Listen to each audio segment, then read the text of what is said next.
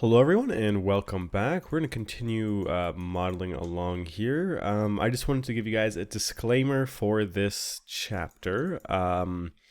It seems that I've gotten sick again, so I know when I started recording this, the first two videos I believe I was sick in. I've been doing this for over a month now, a month into recording these.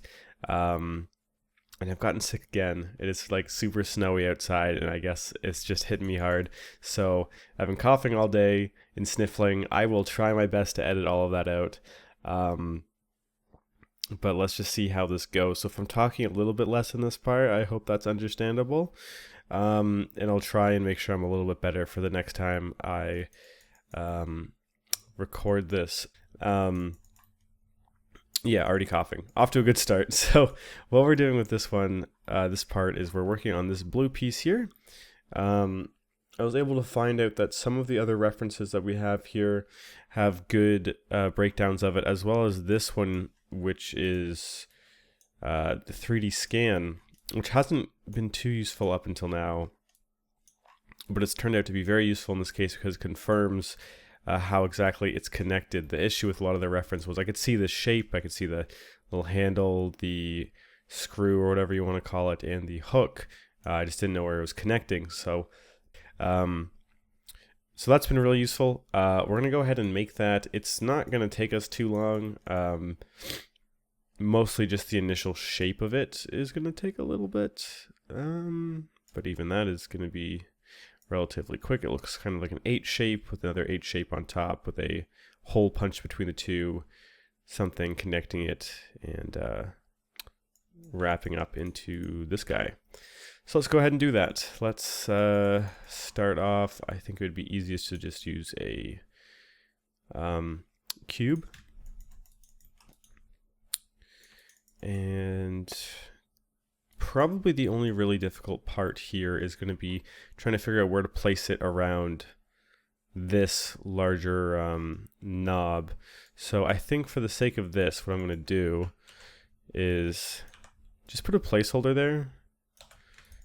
I know a placeholder for a placeholder is kind of a lot, but it'll just help us sort of gauge what we're doing. So I'm just taking a cylinder and snapping it there.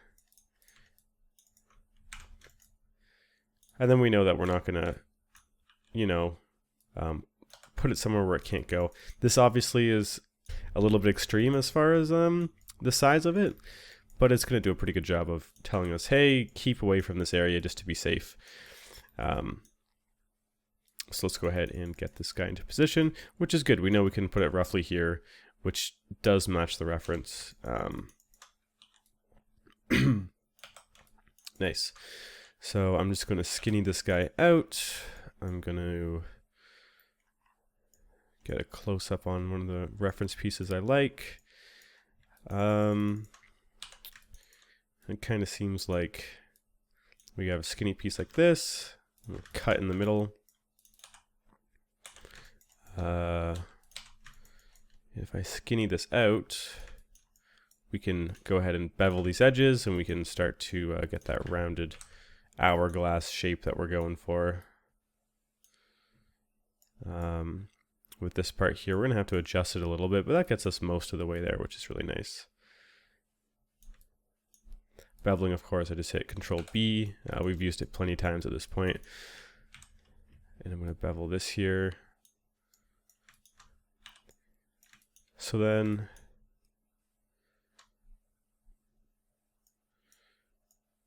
I'm just going to go ahead and grab these and pull them down a little bit. And that's, yeah, essentially the shape we're going for right here. But the way that this works is it seems like there's a second one here attached like so, with a hook on the bottom instead.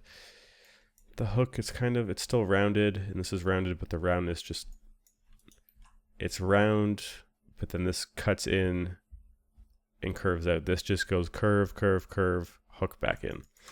A couple ways to do that. I'm thinking Boolean might be a good option, but I do want to adjust the shape a little bit more before I agree to anything. I kind of want it to be a bit fatter.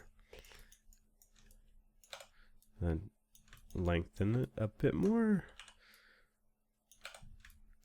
It isn't really the thickest piece of metal either, so let's do that. And then I'm just experimenting with some of these booleans. See if it's even worth doing that. It doesn't really seem like it. It's just because this seems kind of angular, but I think when we smooth it, it should be fine. Yeah, because this is kind of the shape we're going to be going for.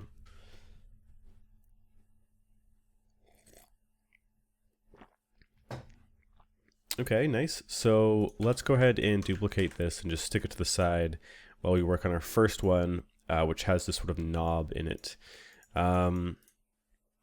So we can accommodate for that knob by first punching a hole into this guy. Good old Boolean operation, something we're very familiar with at this point. So I'm just grabbing our good old cylinder primitive. I'm just looking at this all zoomed out. It's making me feel like we really need to scale this up. Yeah, it's definitely much more like this. Let's start with that. We can always adjust the scale later on. So rotating this guy into position. And my thought process here is I'm going to punch a hole through.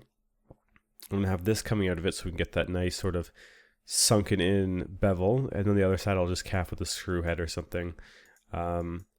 Just so it looks natural. Looks like it has a place to rest in. Okay.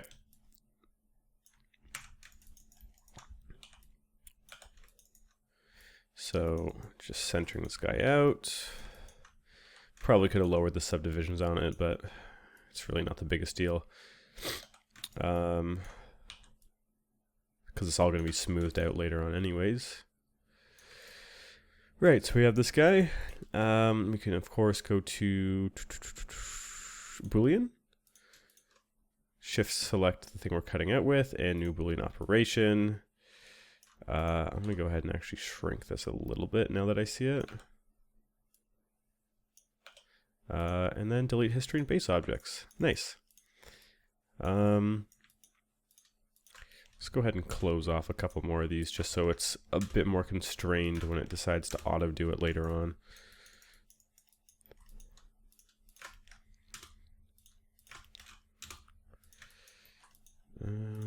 That should do it. Essentially, I just don't want this to have to feel like it's going up here or anything. And now that this line's here, it's impossible. Sweet, so we did that. For the knob itself, we're going to need another cylinder. I guess the easiest way to get a cylinder that's going to fit perfectly would be to do a similar technique as to what we did last time, where we use our smart duplicate face. In this case, what I'm going to be doing is actually...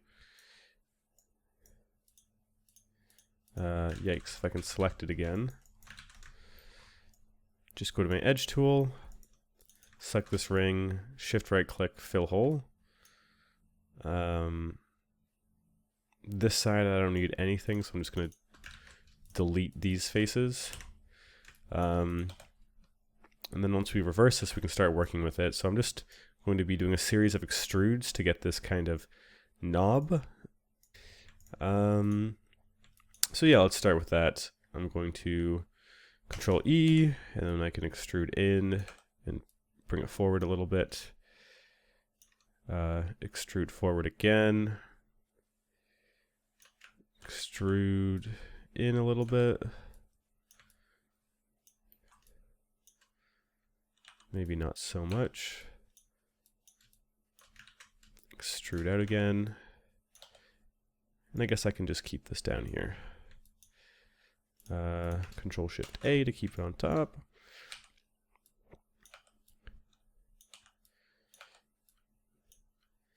Then I can start to grow it a little bit.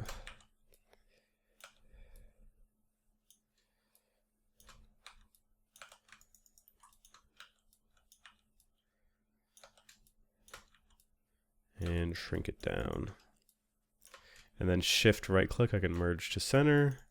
and we get it to cap off. Nice. So let's take a look overall. Of course, we're going to need to adjust some things, such as pull this way back. This isn't sitting with me too well either.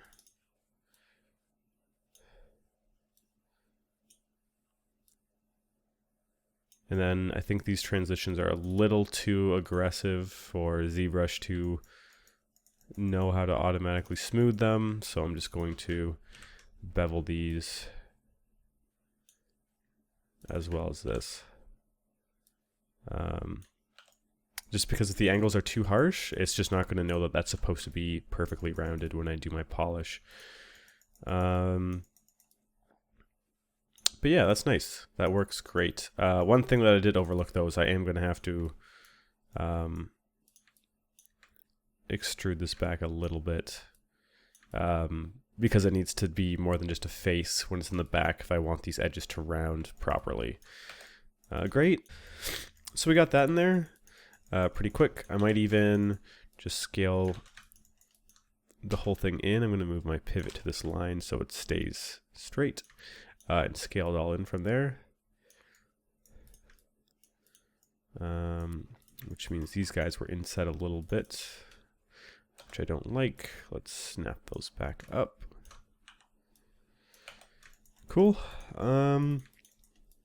Yeah, and like I said before, we can cap it with a screw or something on the other side. So let's go ahead and do that. Probably just be a really simple screw like so. And then just so we don't forget it, we'll make it red.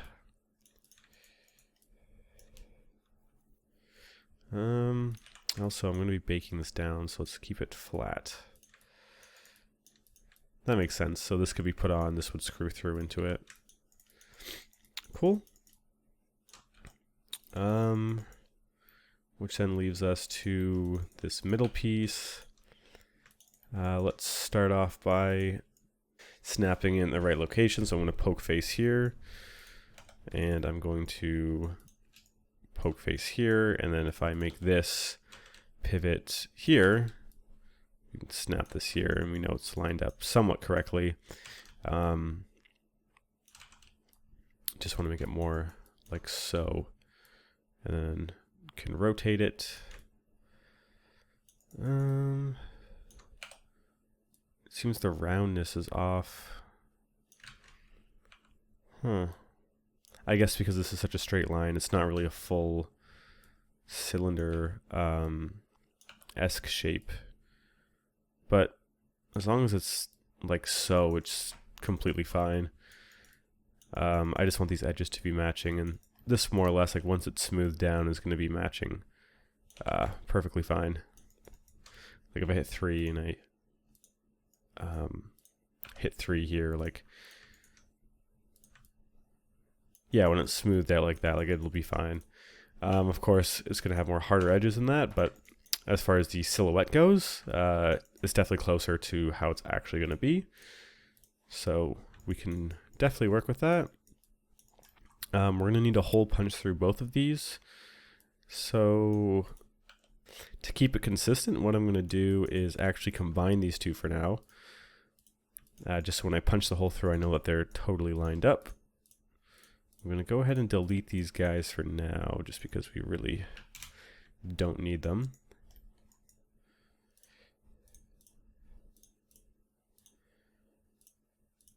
So let's get rid of those. And we'll get another cylinder. This one's going to be a bit smaller because we just sort of want a simple connection piece down here. I am going to auto smooth this though, just so those edges are nice and soft. Oh man, excuse me. I'm coughing like crazy. Create polygon primitives cylinder. And this one we can go ahead and just for convenience sake, just drop it down to like 16 subdivs. We really don't need anything more than that. And let's just isolate these guys for now, just to keep it simple.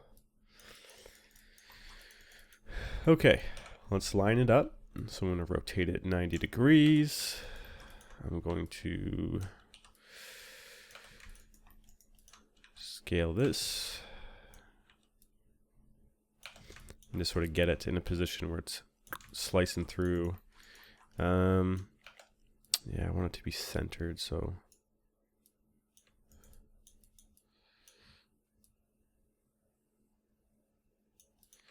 something like so should do the trick. Click, shift select, new boolean, and clean up, delete history, and base objects. Cool. And then for this guy, I don't think we really need to screw. We can just like put a cylinder through there. That kind of seems how it's done here. And I don't think we'll ever see the other side of it, so it should be totally fine. I'm going to smart duplicate this, which we can use as our cylinder.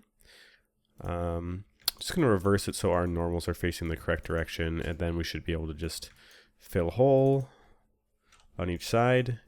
And this should just be super quick and easy to stick through. I'm going to give it a bit of wiggle room on each end because I know when we soften it, it's going to shrink in size. But that being said, I'm going to go ahead and make it red just so we don't forget about it. Cool. The only part left is going to be the hook, which once again shouldn't really be too big of a problem. The hook kind of seems like, yeah, so it's rounded, and then it just extends out. So initially, like I said, I was going to do a boolean to do it, but I don't know if that's the best option because it doesn't seem like anything's being cut out of it. More seems like an extension of the bottom, like it's just continuing along. So we can take a stab at that. I'm just extruding by holding shift.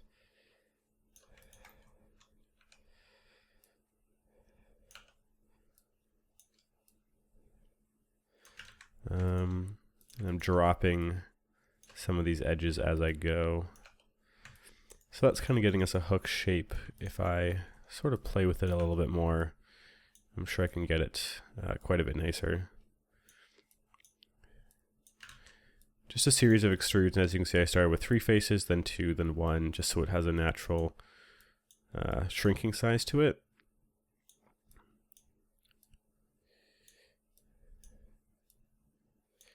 And it seems like it is relatively thick, so I'm not trying to skinny it out too much or anything.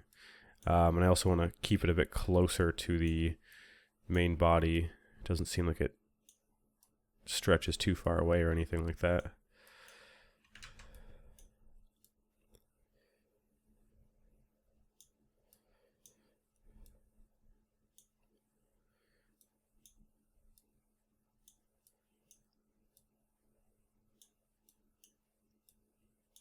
Okay. So yeah, if I soften it, it knows to go into a hook. Really happy with this piece. That should pretty much do it.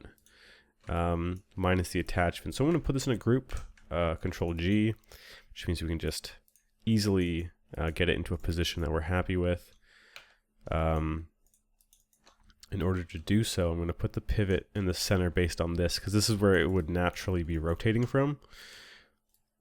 In the center from the back, so that I can just sort of rotate it like so.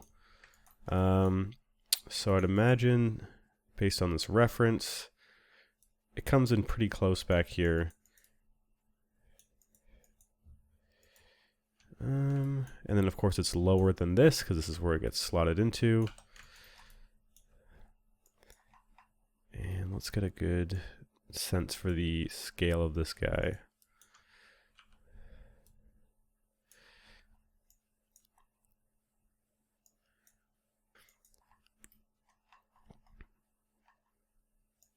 So most of them seem straighter than how I currently have it set up.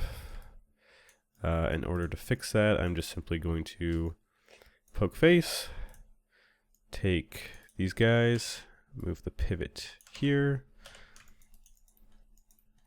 and then just rotate like so. And then of course, in our outliner here, I can just go find the group for that again, and we're back in business.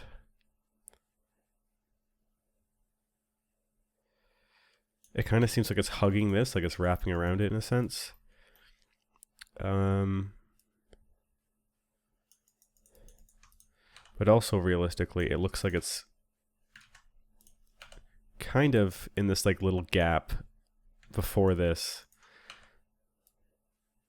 So ideally I would have it kind of like this.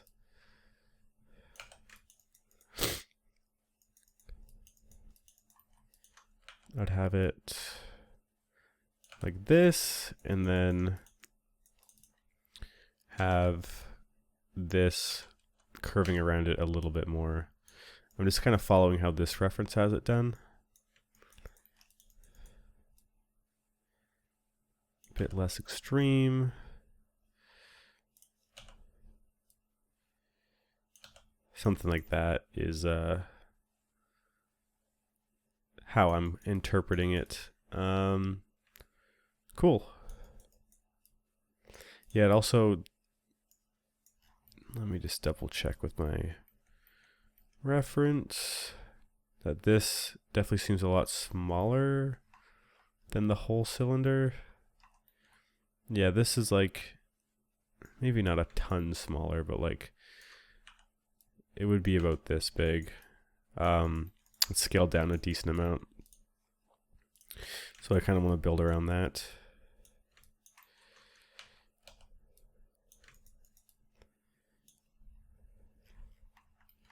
Okay. Cool. All that's left to do is attach it to something up here, similar to how we did with this guy. So let's see the best way to do that. Well, in the reference, it kind of seems to actually be coming out of the middle from some sort of pipe and then up, which is actually really good because we already have this set up in place. So I'm just pressing D to reset my pivot. It's got to click off. I can just extrude this out and rotate it like 45 degrees.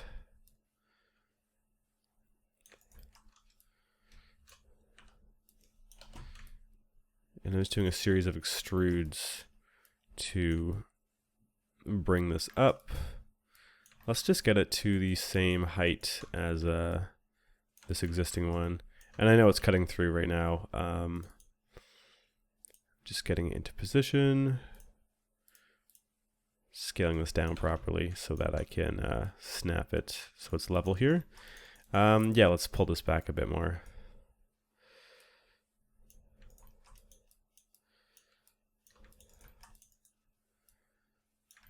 Okay, cool. Not cool. This seems to be off. I'm going to select these and scale them horizontally, or rather the opposite direction to level them out.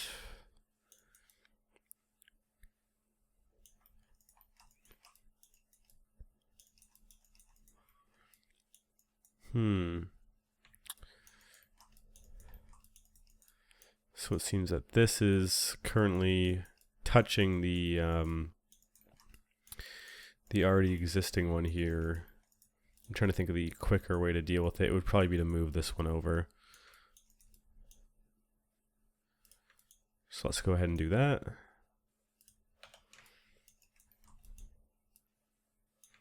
Just going to be shifting that over. And then for these guys, just have them follow suit. Now I'm thinking of how exactly I want to connect this. There's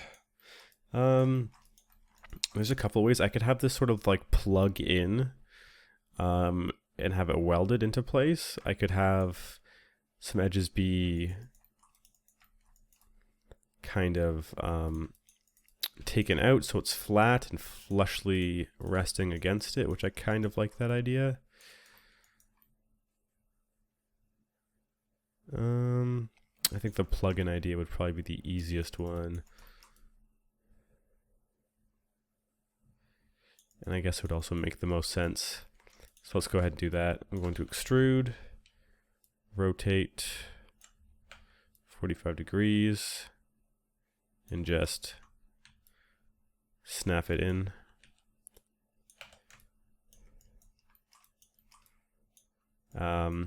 So in order to make this a bit more pretty, I'm going to give this guy some more room.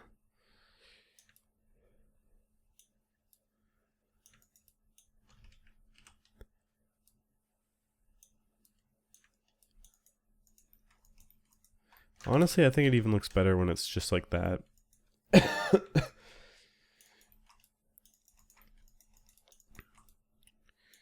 The issue is I do want to bring it all a bit closer.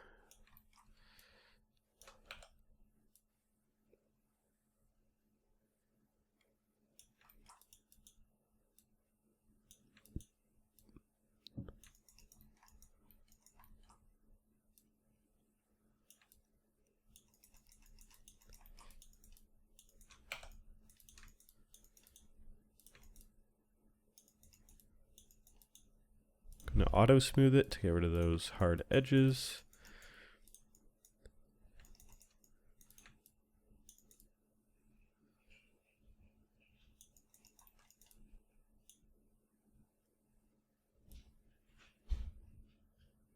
Okay. And then the only thing left to do on this part is just add this little ring here, which should be pretty quick and easy. Just going to bevel this. Select these faces, extrude, something really small like 0.03 maybe, 0.02, and then simply bevel the edges. Yep. My only concern is I feel like this is too thick, but in the reference it seems rather thick as well. So maybe as a compromise, what I can do is kind of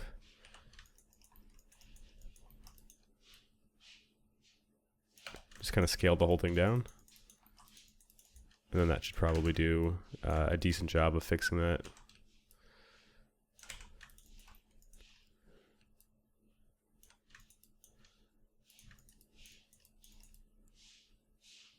Cool. So that should probably do it for that part there. Let's go ahead and save.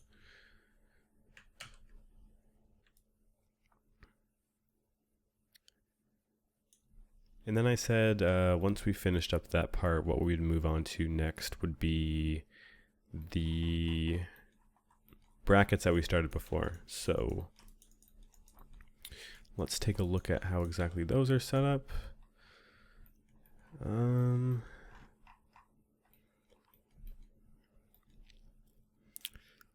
Right, so they hang a bit low, they connect at the back, they have this metal rod connecting both sides, and then I had a good reference of the bottom, so they don't actually connect to anything down here, but at the bottom there's a mechanism that connects to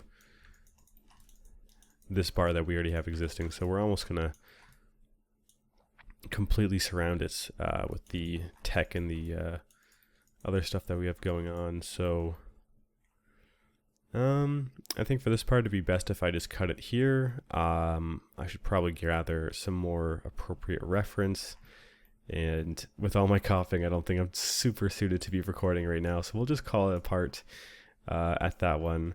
But yeah, we're finally back at that rounded piece. This guy here, and then with that done, let's see again, with that part done, we go to the bottom, which is still technically the same, then we get the ends of it. So yeah, it's kind of full steam ahead on this piece and everything surrounding it. From there, what I think is probably going to be wisest would be this sort of underwood back plate.